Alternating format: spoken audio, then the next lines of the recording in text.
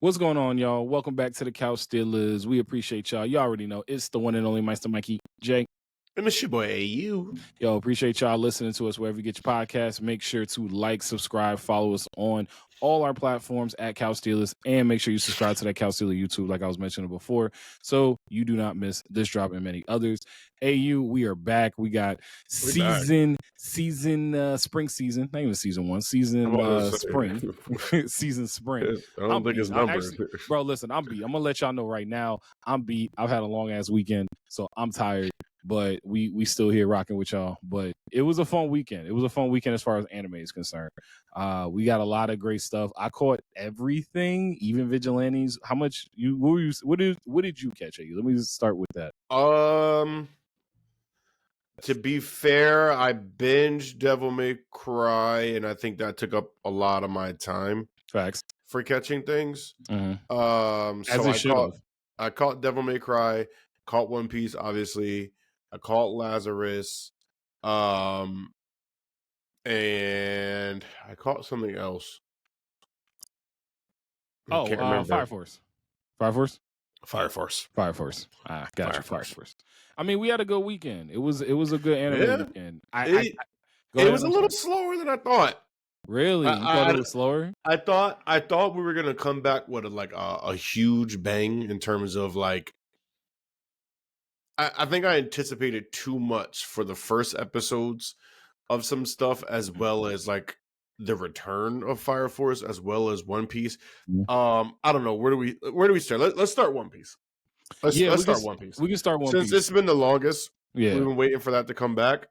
Did you know it was going to be 2 episodes? Because I completely. Yes, I knew. I told you. I did. I sent it to you on Instagram. I'm not gonna lie to you. I do feel like that was something that I was told before, but when I turned on Crunchyroll, the first thing I said, "Oh, we got 2 in this bitch. All right, we got 2 in it. Okay." I mean, but they hit us with the classic One Piece. You know, they gave us a whole entire episode, pretty much a recap.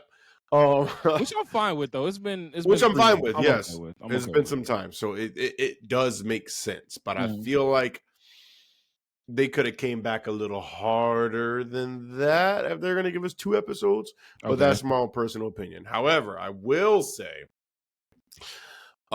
this is the first time where I feel like One Piece kind of put their nuts on the table in terms of budget. Bro, the animation of the opening itself is gas. It's fire. They went crazy even just on the opening. And it showed throughout the episodes too that they really are putting the budget out there, I think, for animation for One Piece. And I think that's going to take it to a whole other level. Did somebody mention that too? That One Piece was or at least the creator. No, but the creator of One Piece. Oh, creator of One Piece. Oh, bro, I'm so tired. Came out and was like, listen, the animation is going to be so much stronger going forward. And y'all, they said better animation and better pacing. And to be fair, the wild part about the better animation was we were getting crazy animation before they went on the hiatus. Yes, so literally. When they said that, the first thought that I came was like, how are they going to give us better? Get better? But it got better. And I agree with you with the whole idea of, you know, the animation from start to finish is crazy. I will say, for me, one of the best things about that first episode, or the first 2 episodes. I was gonna say which one, because like, are we just gonna call them one episode? I'm calling them one episode. All right, let's call it one episode. I'm gonna call it one episode. It was I'll specify that it was 2, but I'm talking about them in totality. Like, I'm gonna be bringing up points from both episodes. First of all, I love seeing goon Straw Hats. I didn't seeing some goonery from all the Straw Hats was really nice. I love Nami. I do. I love Nami. Nami is such a ride or die for everybody. That move that Nico pulled was fire. But go ahead. It was fire. No, it was fire. Don't get me wrong. But like, don't talk shit about Robin or her island or all the people. Like, no hesitation. And I know they did it in like kind of a lighthearted way, where it was like Nami came up and like afterwards she was just like, ha ha. You heard the music in the background, but no, Nami was dead serious about like, oh, don't keep Robin's name, keep her island, keep everybody, keep them out your mouth. Goddamn mouth. So I appreciated that. I think that, to your point, or at least to counter your point, I was okay with feeling that I got with it coming back, because the first 2 episodes, I felt like continued to raise the bar. Or it means not raise the bar, but remind us where the bar is for we are in some really, really deep shit right now. Yeah, they're in some deep shit. Yeah, no, they're in deep. But they got the cards. They got the cards. And low-key, we're thanking Nico for that because she shut Luffy right the fuck up and said, bro, knowledge is power. And Luffy was like, oh, all right. And again, that's where Luffy's crew comes in to kind of help him from that and make sure he doesn't get caught up in the sauce with that, because Luffy don't care. Luffy will give you all the information just because of like 100% just because he thinks he's going to be the king of the pirates and nothing's going to stop him. But I will say, even like during my rewatch as well, like I'm still not all caught up just because obviously it's a lot of fucking episodes. But yo, don't let anybody that we've been trying to get on a One Piece here you say that. I'm gonna let you know right now. No. But it's still doable. This is my second rewatch. So like it's doable. Like I ain't trying to hear from nobody that gonna say and act like they can't watch One Piece because of the episodes. Something that I kind of realized in my rewatch, and then it kind of really came into fruition and played itself out as well in the episode when Nico kind of hit that move on him.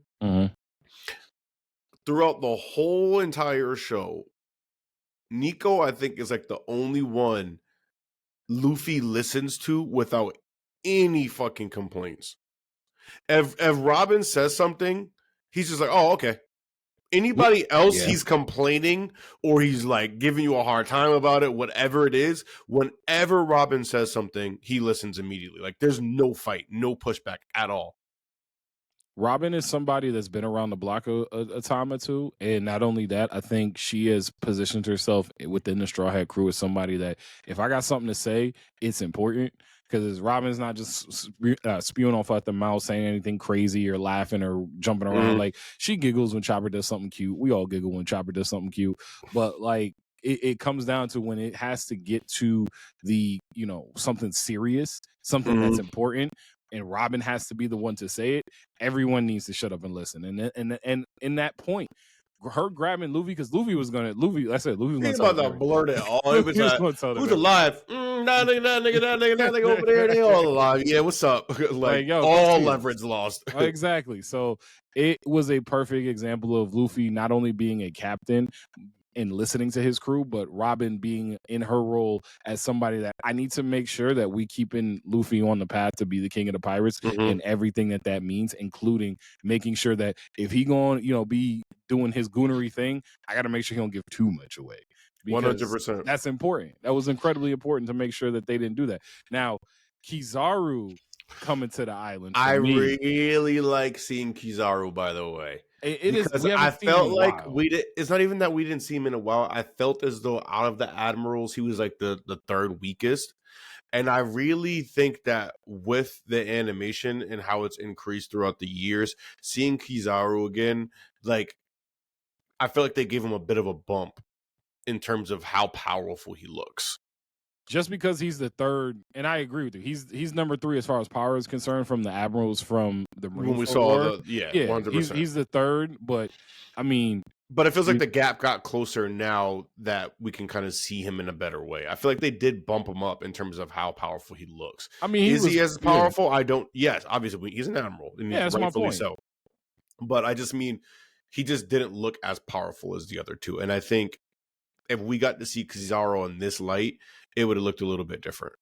I think it's also great to mention, again, if you're an admiral, you're going to be strong. And so being one of the 3 admirals with the only 2 people being ahead of you. Well, there's more now, but yeah. I know, but I'm saying at that point in Marineford, with those 2 being ahead of you, what's it called? Akainu, and I always forget Akoji. Thank you, Akoji. Seeing the 2 of them ahead of you, obviously those are 2 of the strongest characters in the entire series. But if you're number 3, still pretty good. You're still stronger than a lot of people. But I'm saying he might not even be number 3. Fair. He might.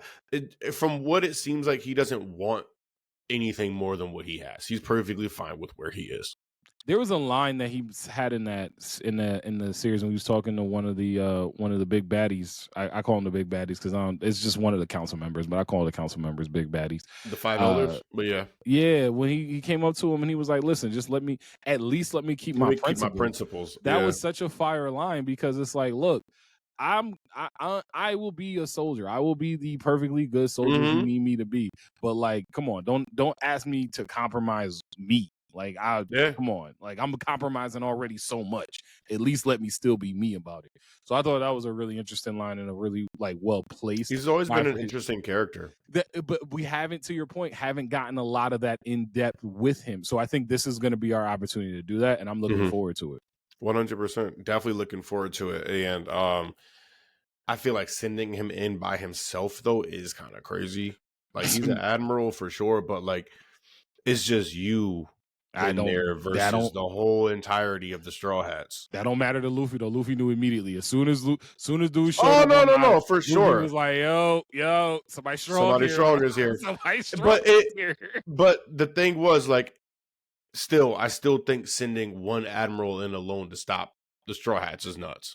Well, it's not to stop the Straw Hats as much as it is to kill Vegapunk. That's really all we trying to get to Vegapunk. So as long as we can do that, mission accomplished. You can bring Straw Hat Luffy in. I think everything else kind of cherry on top. But the whole reason why they even there, it just seems like a suicide a little bit.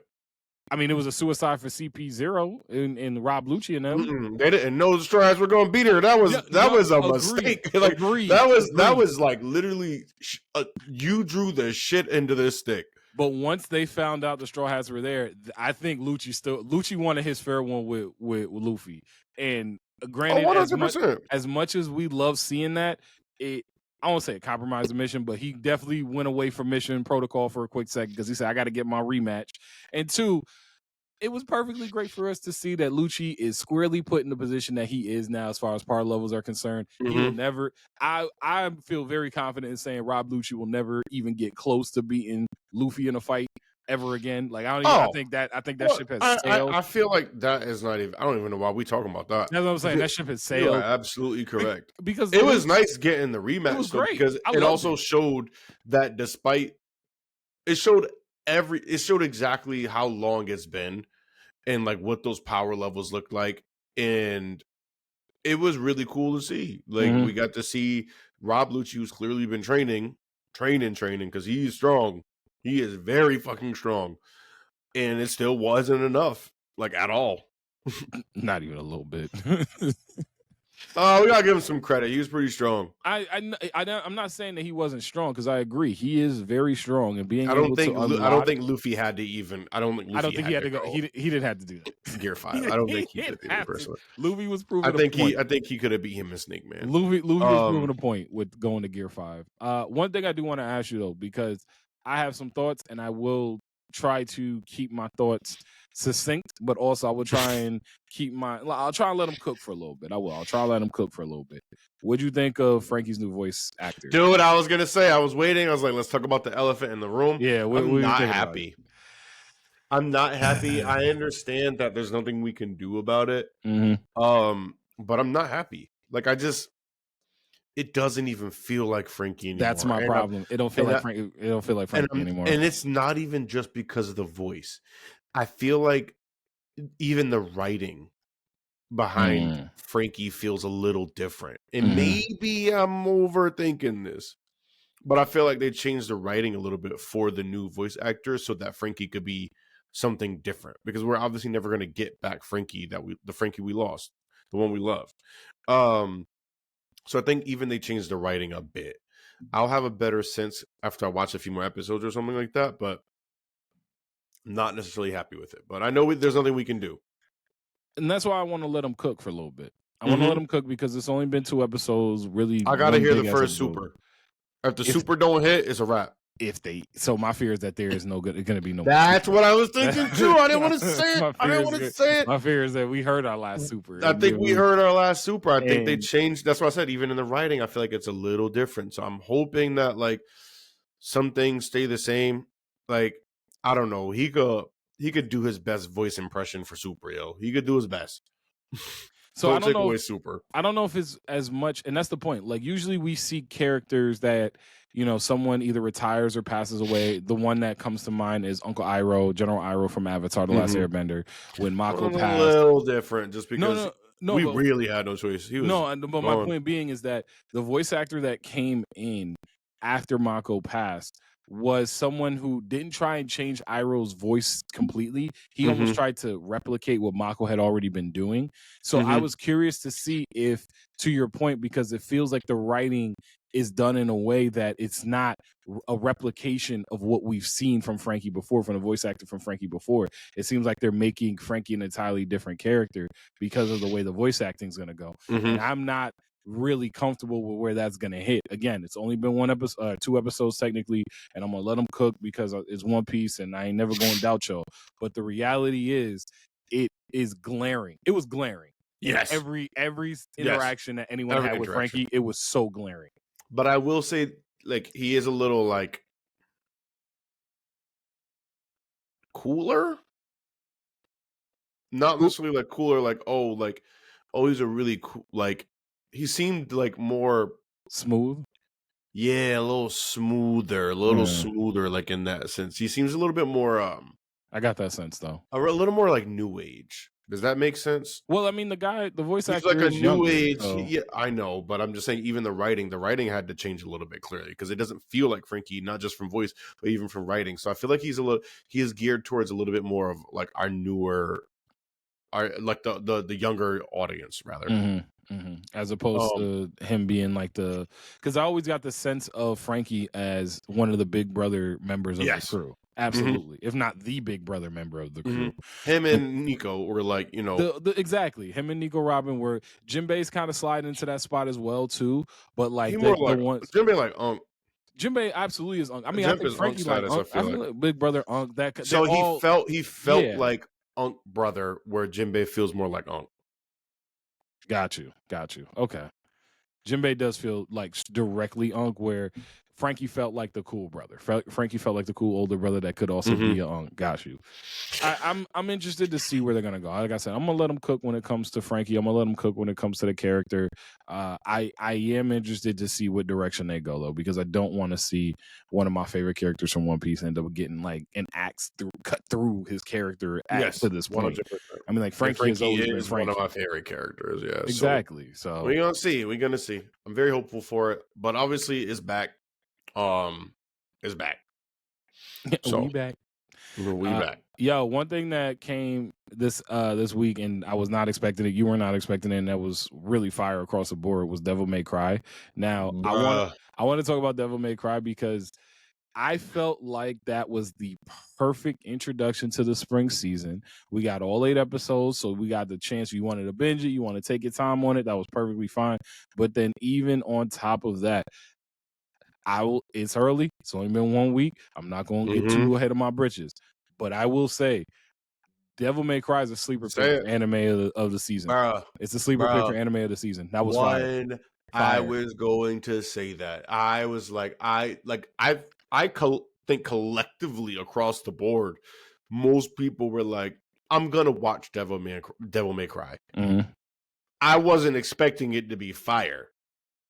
We got substance, we got story, we got world building, we got likable characters.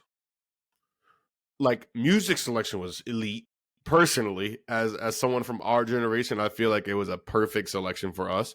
Considering when Devil May Cry came out, it makes sense as well. Fighting, a little bit of gore, which was good. A lot of gore. But it wasn't excessive gore, and I like excessive gore. So for me, it was like, to be fair, we may also be a little desensitized. I actually thought it was I thought they hit the mark as far as gore is concerned. I got some head chopping. It's there. Some sawing. I got some slicing. I got some holes. They did a pretty good job with the gore. I felt like they didn't like showcase it as like a forefronting thing. It was there, but you know how it is. Like when something's very gory, they're showing it, like innards and whatnot. You get what I'm saying? Mm-hmm.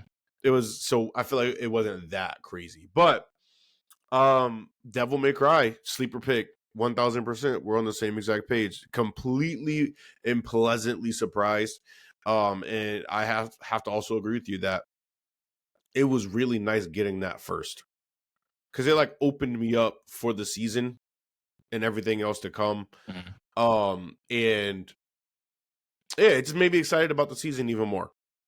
It did. It did. Because it was a great first step for, like you said, a great first step as we get into the new season. I think one thing that was interesting to watch was, and I may be in the minority on this, but Dante wasn't my favorite character of the show by far. Like I Yeah, had he several not by people. far, but yeah, he was because I still think he was a really, really good character. Yep. I just liked other characters. Enzo and Shorty, I can't remember her name right now. I just know her as Lady because that's what Dante Lady, called her. yeah, Lady. Dante called her Those Lady. two were definitely my favorites, and I think Enzo edged everybody. I think Enzo was my favorite. Nah, bro. White Rabbit. White Rabbit was. Oh, White So Rabbit I'm was not even good. talking about him, like, because he was the best character By far. Enzo was my favorite character. Okay. Enzo gave great comedic relief, and then they even gave him like a great death with respect. And then it made me feel differently about that character, which I didn't think was going to happen. I thought Enzo was just always going to be Enzo, and maybe even in his death, probably still be Enzo.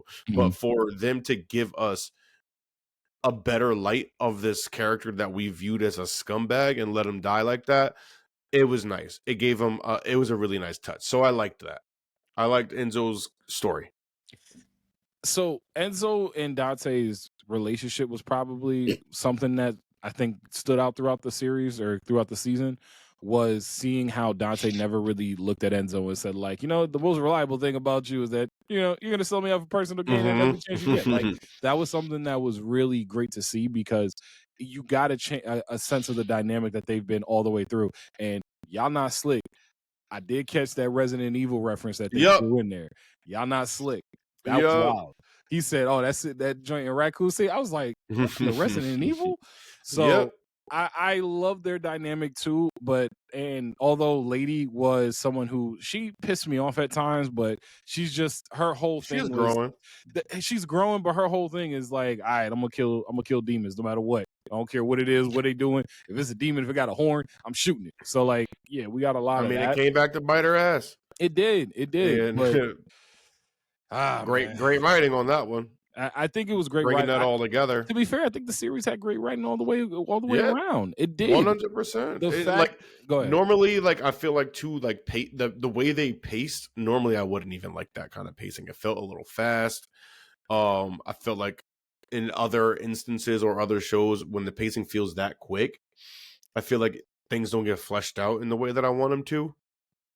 And they gave us a whole season that was relatively fleshed out for how fast and quickly things transition in terms of like where the story is going. That entire season probably like canonically lasted like less than a week. Like, yes, that was definitely a less than a week type. Yes.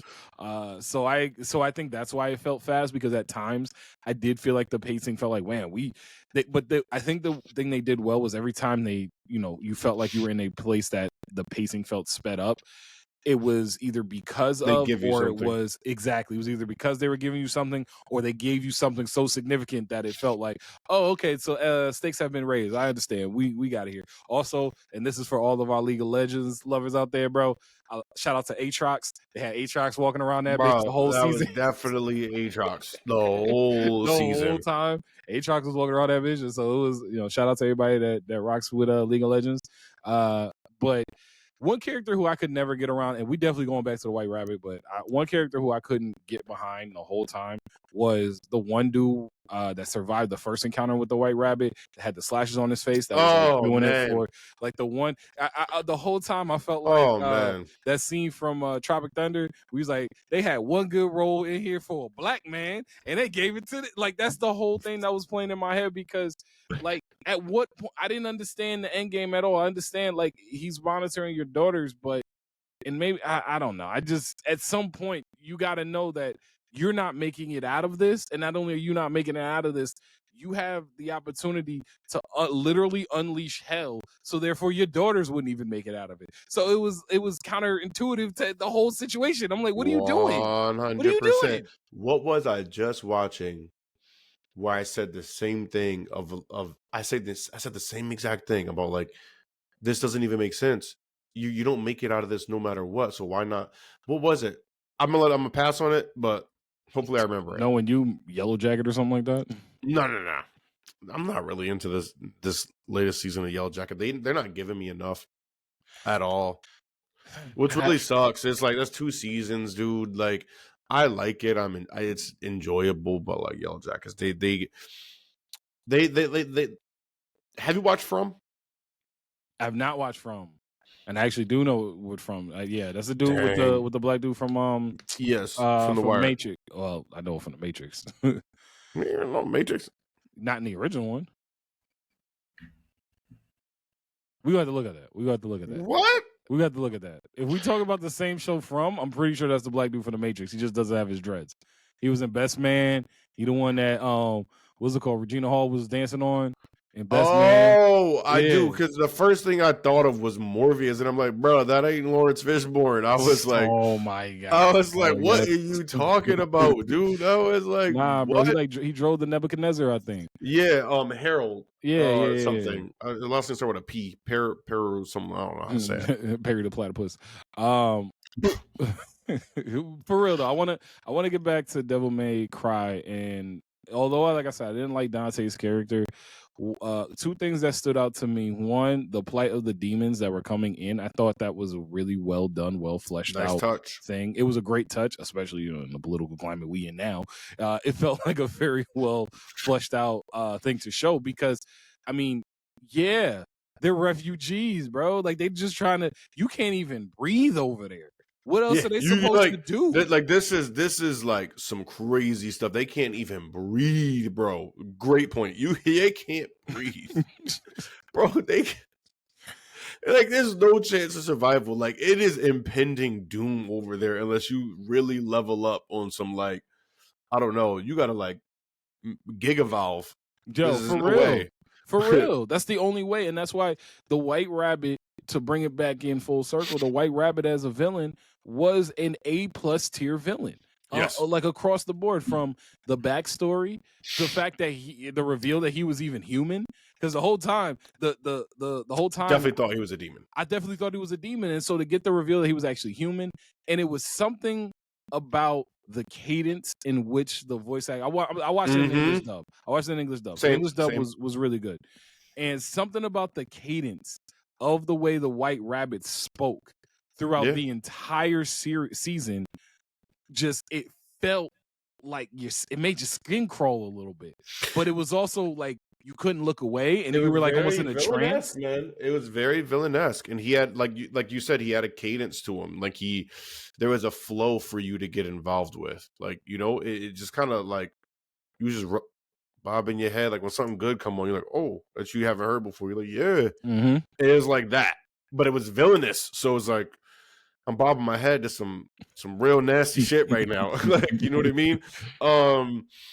I will say, but I have a question, and maybe I was just like viewing this completely wrong.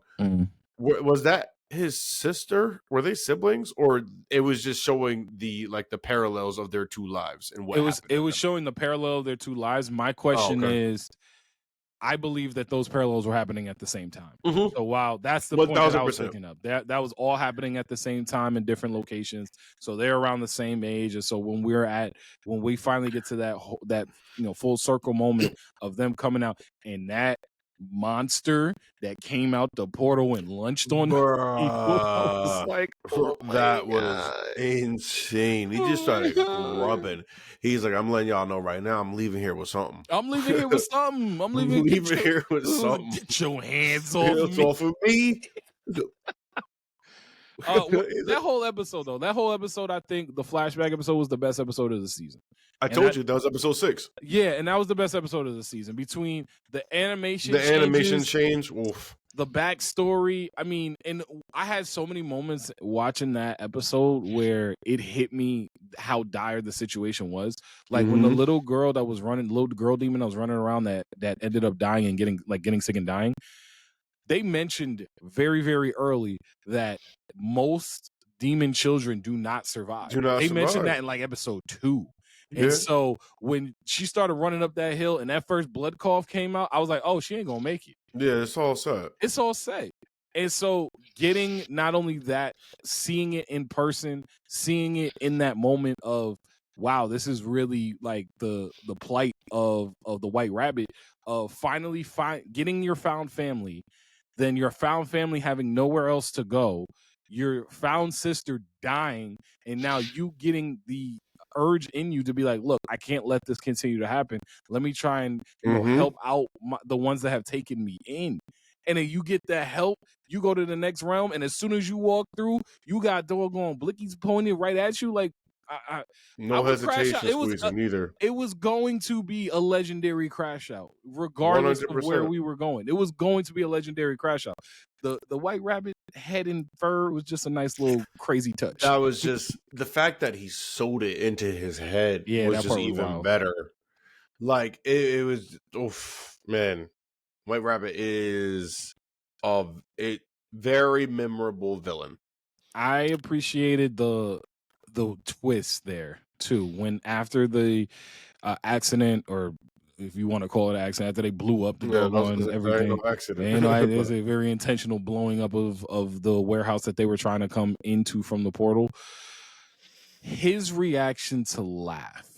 Yes, he lost it. Always a anytime someone loses it and they just laugh, you're in for, like I said, an all-time. I mean, he's the Mad Hatter, so it was done in a way that, you know how we've seen that scene before, and like the character, you kind of can't tell if they're crying or laughing. I genuinely thought he was crying.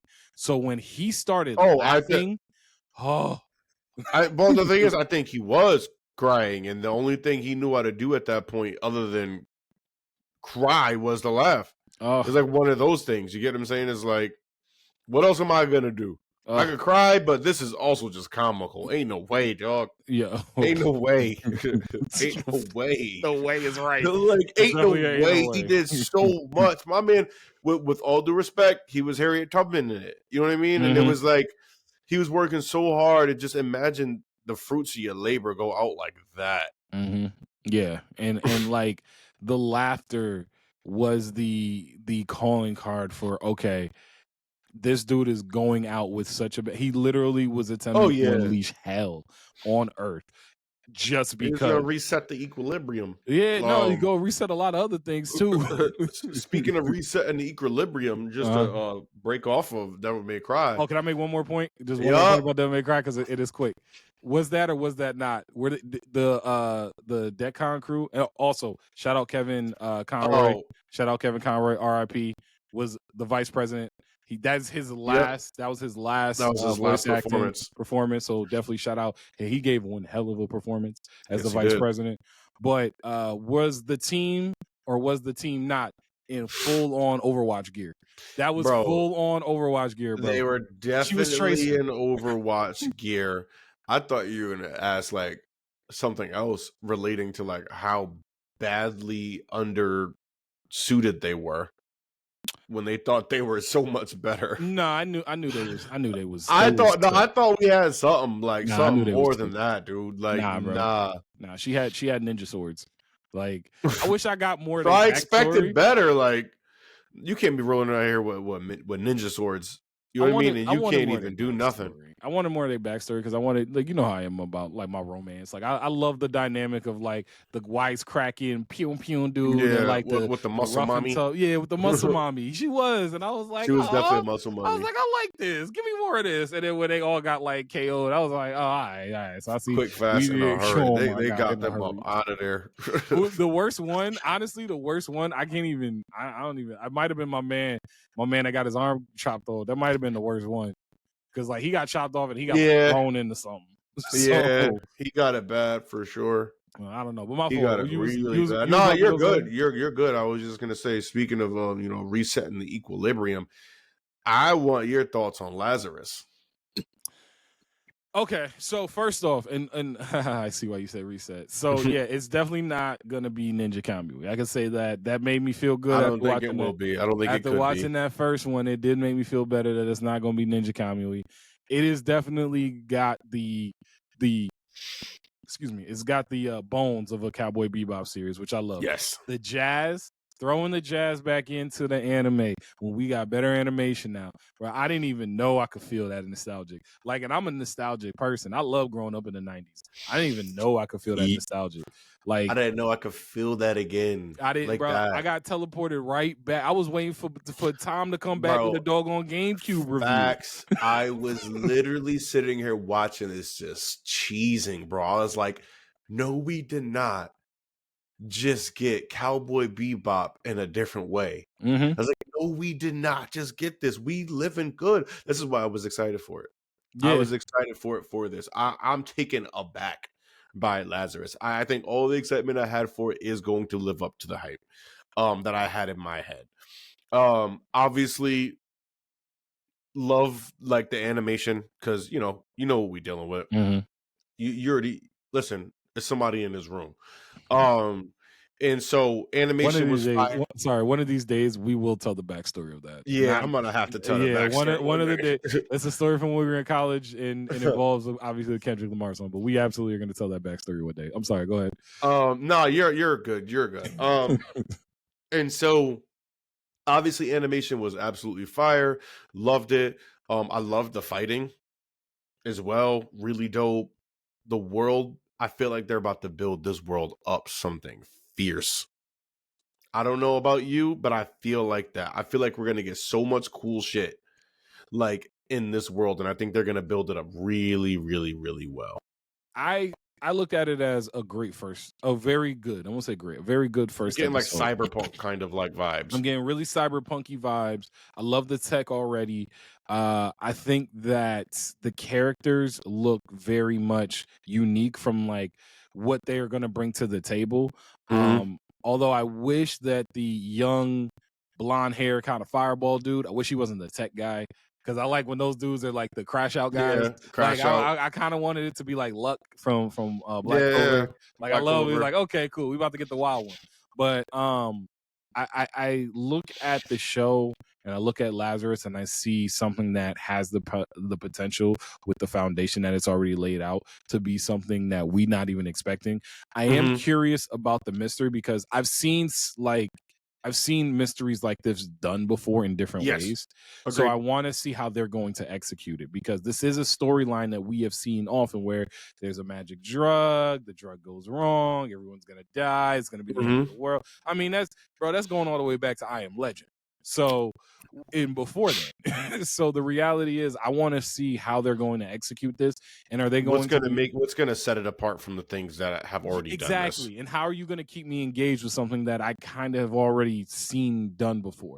They are doing a good job with the inspiration from Cowboy Bebop, with the music, with the action. It is already starting to hit in that way, but I got to see how you're going to execute it all the way through. But I enjoyed the first episode. I'm not going to act like one thing I'll give Adult Swim. I think they do a really good job with original stories. So I think we are going to get something. I think we got something on our hands, man. And I ain't just gassing it up because it was like something that was on my list in terms of like what I was excited for the most. I think we do have something on our hands. But that's all I got for Lazarus. I don't think there was much more to it. I mean, because it was just a really good. I'll be honest, it was just a really good first episode. So there may not be much to add to it other than what it was. I mean, I just thought it was overall a really solid first episode. Yeah. I mean, I wasn't wowed. I wasn't like I wasn't like not necessarily wowed. I wasn't like blown, away. But it was a really, really strong first episode. Yeah. So it does make it a little difficult to kind of, obviously talk a little bit more about it than that. Yeah, but we'll get there. We'll get there. But I'm excited.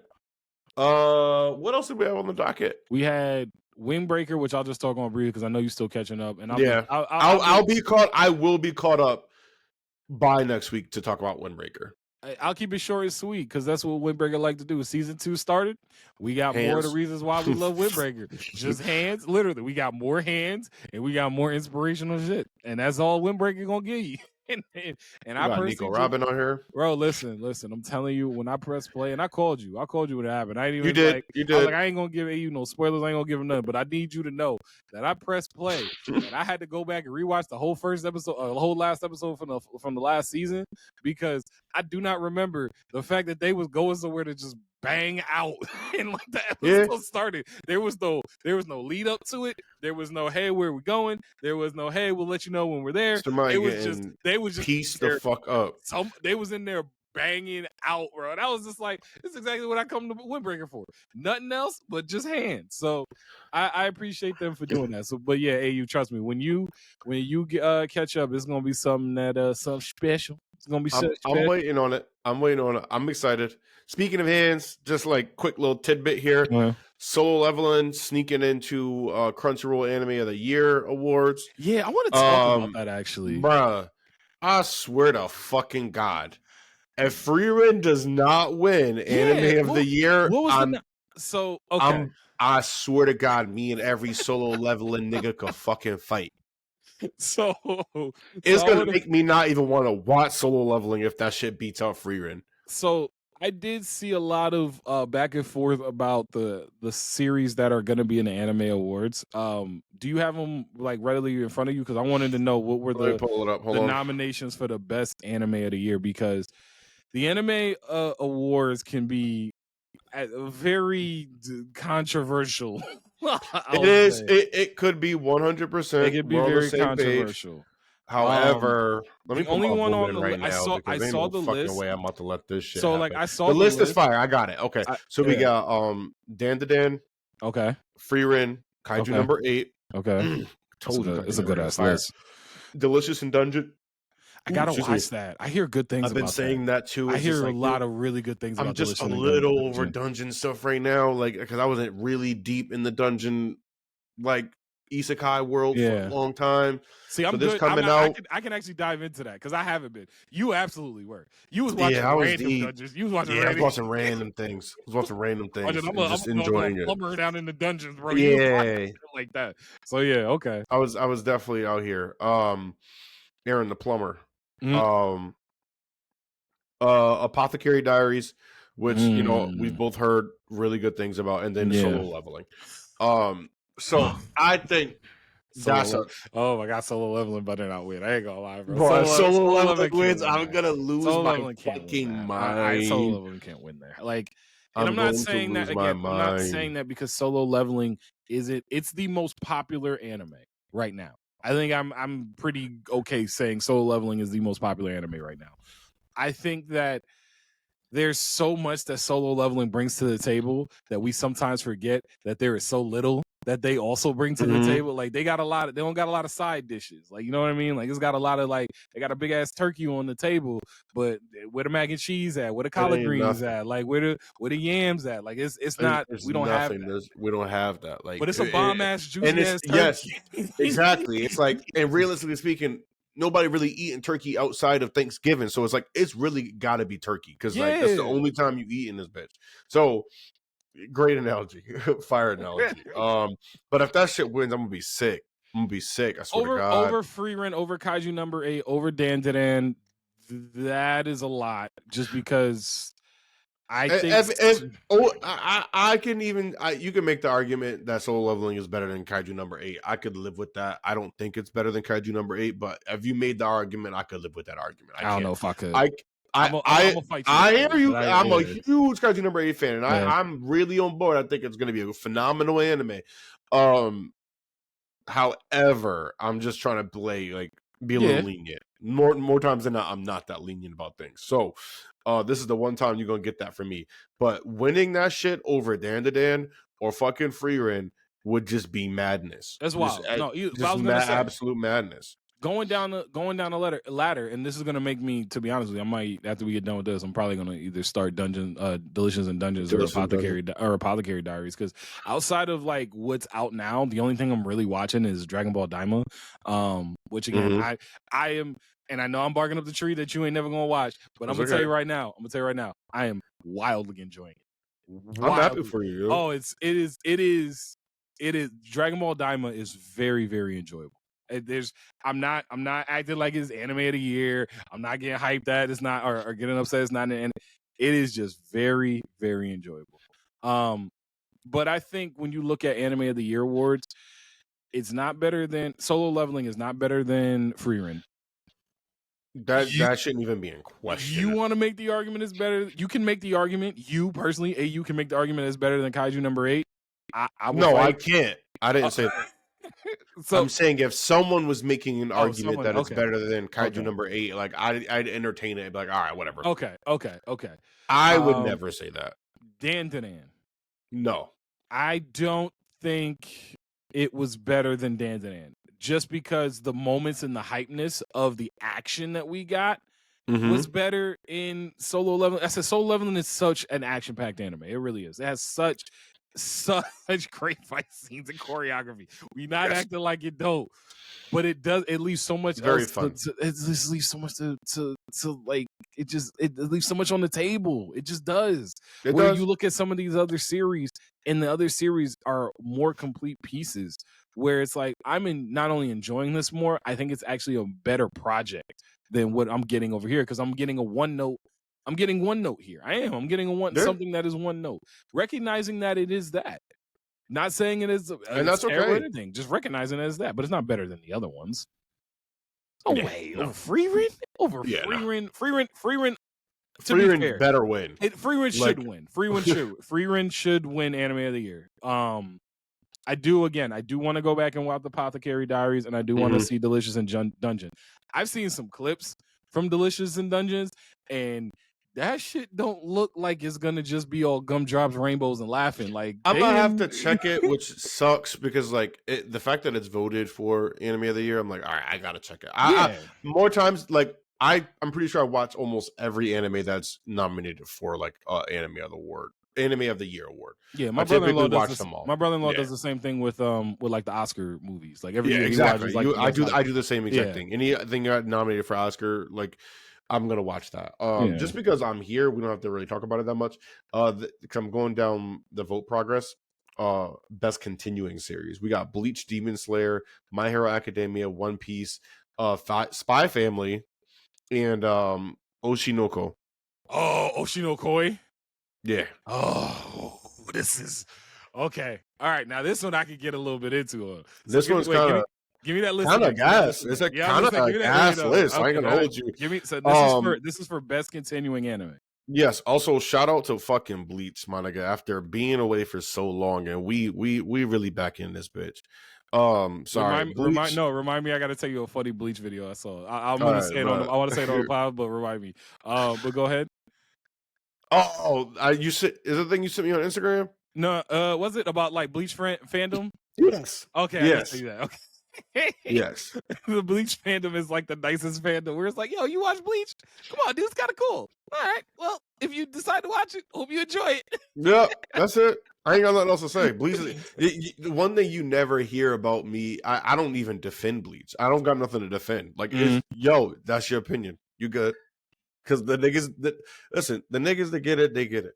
Anyways, we got Bleach, we got Demon Slayer, we got My Hero Academia, we got One Piece, we got Oshinokoi, which I have not seen, and at this point, I'm gonna have to fucking watch it because you've talked about it a lot. Oshinokoi is good as fuck. Yes. It is. It's mad good. Spy Family, best continuing series.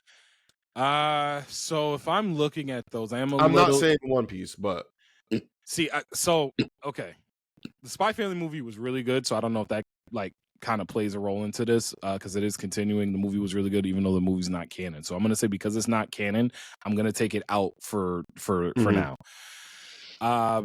I think Oshinokoi is really, really good, but I don't know if it compares to the other ones. To be fair, I do got to finish the last season. I got like 3 episodes left on the last season, and I did just get kind of a wild reveal right after. I got like midway through, I got like a real wild reveal, so that's why I had to like take a quick break. So I'll try and get that knocked out all the way through. I love Spy Family. My Hero had a good season. They did. They did. My Hero was a really good My Hero season. I'm not caught up with Bleach. Where are your thoughts on Bleach in comparison to the ones that you've seen on that list? I loved it. I mean, like I'm also biased, 100% recognizing that. But I also think you have even though you're biased, you have the most like knowledge, at least out of the two of us, and like they're doing a very good job. Opinion. Like I just really appreciate the fact that Tight being a part of this. And like fixing a lot of the things that people didn't like in the manga is just fire. We're getting a more complete Bleach than we did in the manga. Okay. And that's just gas. Like I really appreciate and love that. So what were the other two on that list that I mentioned? So we have Bleach, Demon Slayer, One Piece, My Demon Hero. Slayer. Nah, that's the one. To get Demon Slayer out of there. Nah, get Demon Slayer. Interesting. Okay. Yeah, get Demon Slayer out of there. Not even Demon Slayer for me has it peaked in the entertainment district. I'm still here. It peaked in the entertainment district, and then it peaked again when we thought Nezuko was gonna die. Yes, those two are the top tier moments for me when it comes to Demon Slayer. Outside of that, Demon Slayer, I feel okay saying pretty mid. I think Demon Slayer is pretty mid outside of those two moments, especially on the trajectory in which it was going. There are so many other anime that are better than Demon Slayer now that have not only surpassed Demon Slayer as one of its like contemporaries that came out around the same time it did, but there's been new shit that's come out that's better than Demon Slayer. Like Demon Slayer is okay, and I've enjoyed Demon Slayer. And again, it peaked with Entertainment District. That's still, I think, the best. Does your opinion change if they finish this shit off like in a legendary fashion? It would have to be more legendary than AOT and more legendary than how I think My Hero is going to finish. Because I thought AOT was going to finish strong, and it did. I think My Hero is going to finish strong. The jury's still on that, but I think My Hero is going to finish strong. I got a weird feeling Demon Slayer is going to end up ending better than My Hero. You do. That's my own personal. I have a weird feeling. Okay, I think for me, would I prefer My Hero to end better? Yes, I really would.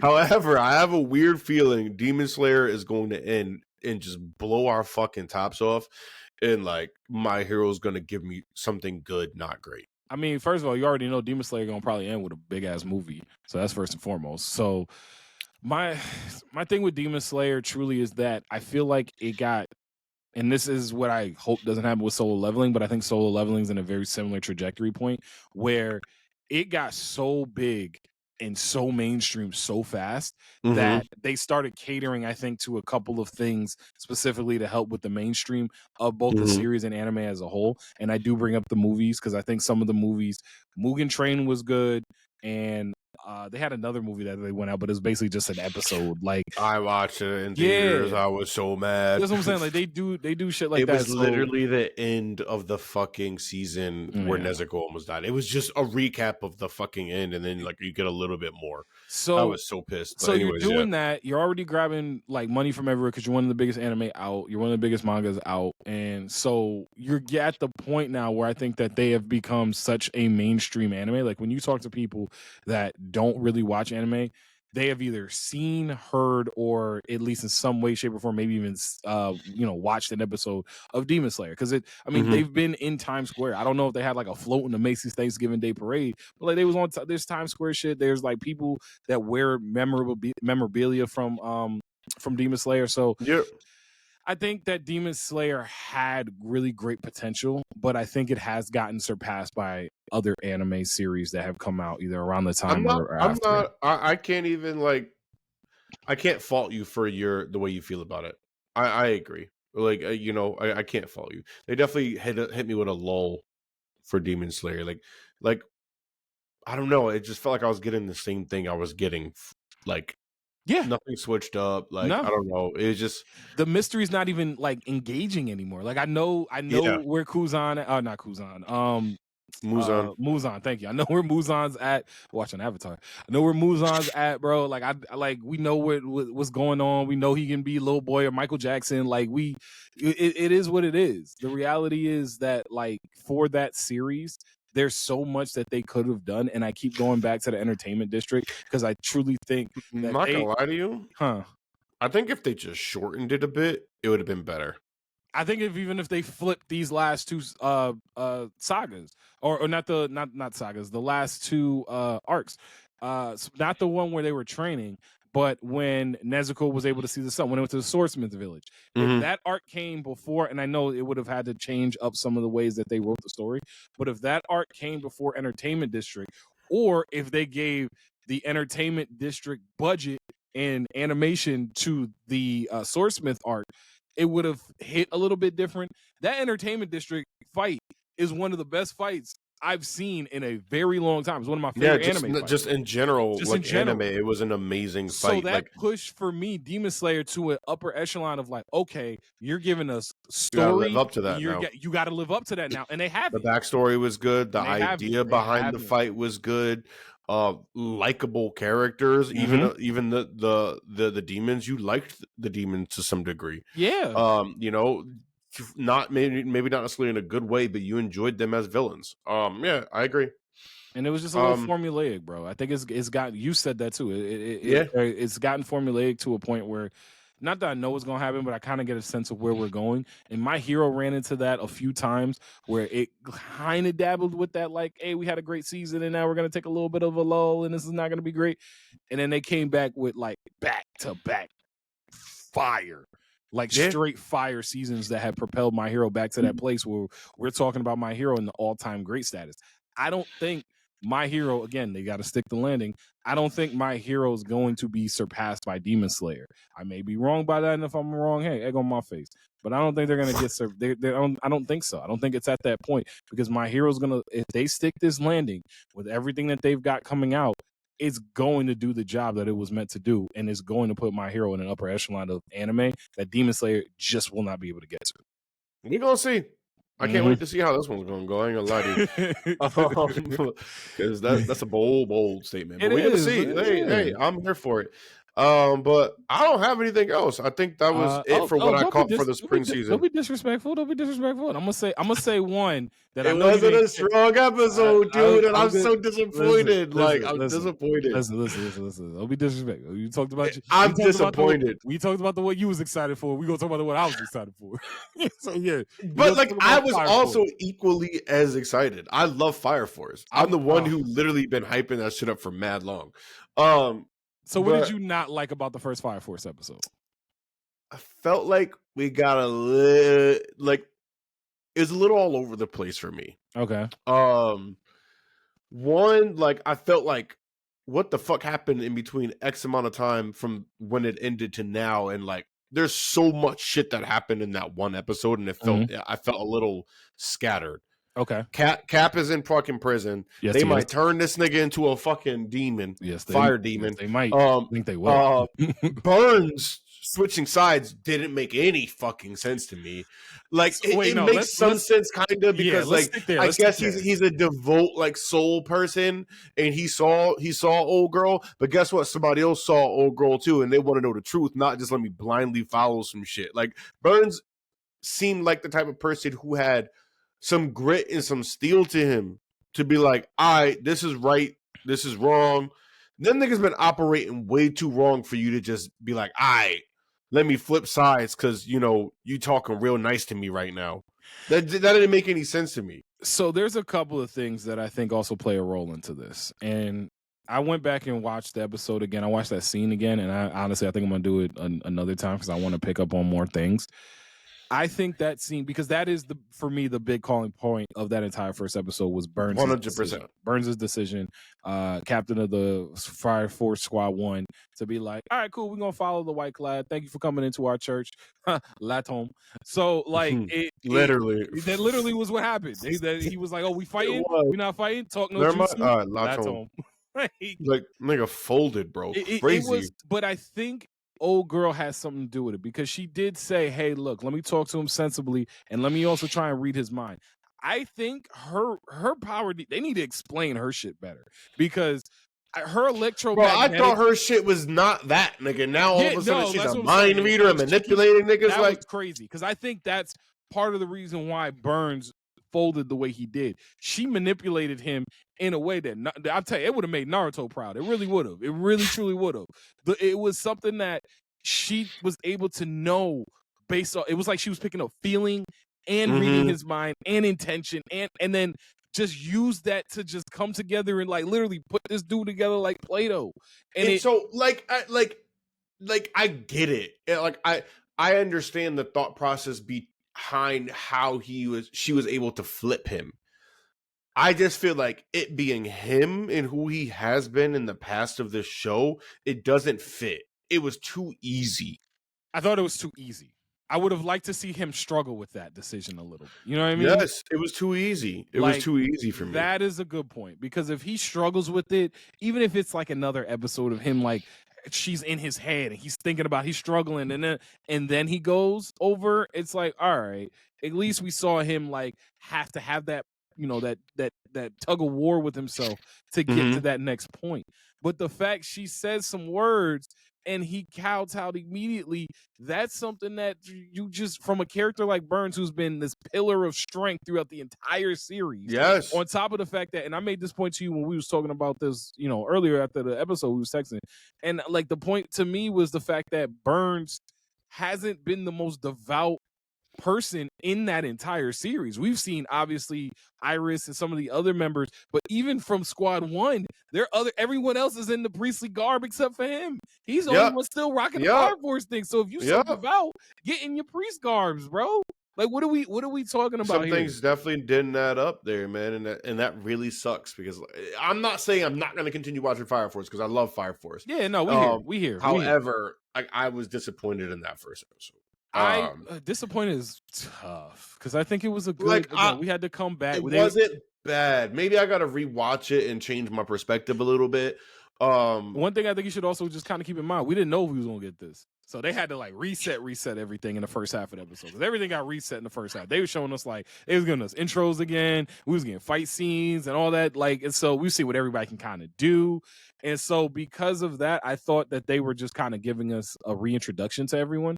But once we got that, we definitely got the reintroduction a little bit. We got a little One Piece-esque there. Yeah, you know what I mean? Like, love Vulcan and his girl, bro. That's just, every time I see the two of them together, it just warms the cockles of my heart. That's exactly what it do.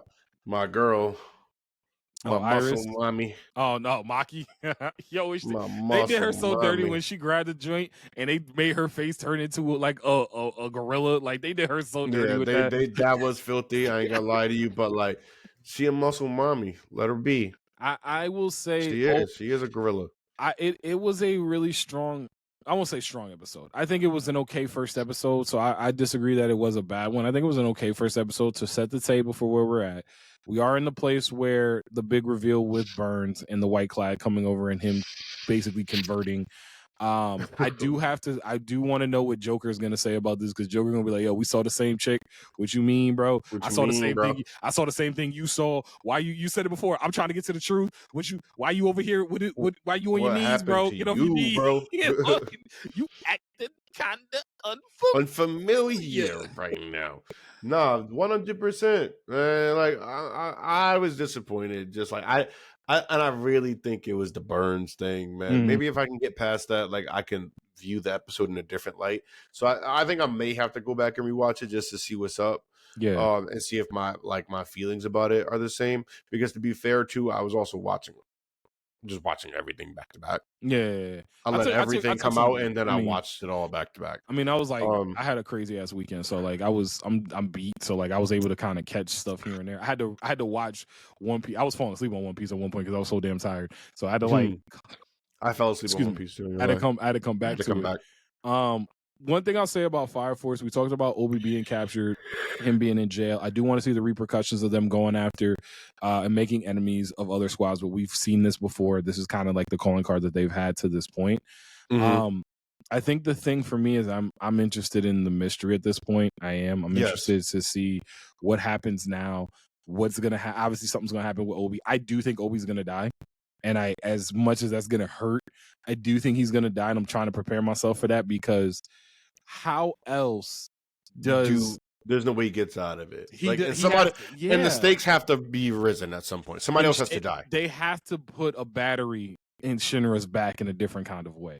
And the way that and the reason why I also think about this is something that was said by Charon, I guess, season or two earlier, where he was like, hey, every pillar has to have a protector. And Obi in all of Squad 8 is obviously Shinra's protector, but Obi specifically is like that pillar that protects the pillar. So I think in order to get all the protectors will die before the pillars do. So I think it's going to just be Obi's unfortunate turn. It's just kind of like the natural state of the way it's going to go. They got to put a battery in Shinra back. But one thing I think we both did enjoy about Fire Force was that opening, because Queen Bee don't ever miss, bro. Don't ever miss. Oh my God, bro. That opening was really good. What did you think about One Piece's opening, by the way? I thought it was pretty good.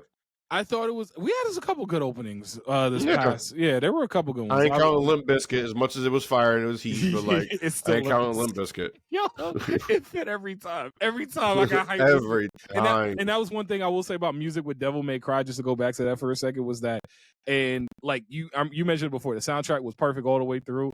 It felt very nostalgic in the way of like a early 2000s, late 90s sort of like fighter game. Obviously, like, you know, Devil May Cry is a game, but like felt like a game, but then it also felt like an old action movie. Like, remember like the scenes from we're bringing up the Matrix. Remember the scenes from the Matrix where you just saw Neo running around and you hear the rock music in the background or some like pre Linkin Park type shit. Like it that's what I got throughout Devil May Cry. So I you know, big kudos for that too. But favorite opening, I think the One Piece. I like the One Piece ending, I think, more than I like the opening. Okay. I liked obviously the Fire Force opening. That one's already in the playlist. Lazarus was okay. You said what? Lazarus was okay. Lazarus was okay too. Let me see, what was the other one? I did like Windbreakers, but that's season 2, so that we gotta get to that one. I did like Windbreakers. There was some other opening that I heard this week that I really liked. Maybe it just might have been Dragon Ball Diamond, because that one's a classic Dragon Ball Z or Dragon Ball opening. That one's but I don't know. I think overall this was a great first week. I mean, we're obviously going to get into more and more storylines as the season goes along, but I felt satisfied. And I also think that I laugh about it, and I know you and I have had conversations about like when we're in good anime seasons and we get a chance to eat. I think sometimes I forget what it feels like to, I don't want to say starve, but like, you know, we was hungry for a little bit there. Bro. Yeah, we was hungry for a little bit. we had some stuff. Don't get me wrong, we had stuff. We had snacks. We had some snacks. Like, I mean, we timed certain things out, right? So like, we were able to catch up on other great series like Free Rent and all that stuff that had come out, you know, earlier last year or whatever. So like we had the ability to kind of supplement that. But outside of that, we had some snack. Like, I love Shangri-La Frontier, but that's just a snack, bro. It's a good snack. Yes, it's a snack. Yes, it is. Understandable. I agree with that. Yeah, yeah, that was it on the docket for me. Yeah, no, I think that was it too. I'm trying to think of anything else that I had. Nah, I think that was it. I'm just looking forward to more stuff for the spring season. Looking forward to stuff for the summer season. Was there anything else that I had? I thought there was. Let me check my phone really quick. Hold on. I'm gonna just pull a quick audible because I want to check my phone real quick just to make sure I didn't save anything in particular that I was like, was this something I wanted to mention? Oh yeah, no. Other than the new season of Marvel Rivals, but that's not for this one. That's not. I'm gashed, bro. And again, if you haven't seen a picture of Emma Frost, if you just dies, you want to talk about a bosom mommy. Yeah. All right. I'm good. That was it. Bet. But yo, AU man, we appreciate y'all obviously listening. But AU, got anything you want to leave the people with before we get up and slide on up out of here? You already know. Already. There's always room on the couch, baby. Always. And y'all, again, thank you so much for listening to us. Make sure you hit that subscribe button. Subscribe to our YouTube channel. Follow us on socials all across the board at Couch Steelers. And make sure you hit that notification bell on YouTube so you know when we drop something brand spanking new, like this episode and some of our other shorts and videos we got coming down the line for y'all. Other than that, we will be back next week. We'll catch y'all. And always room. Always room. Peace.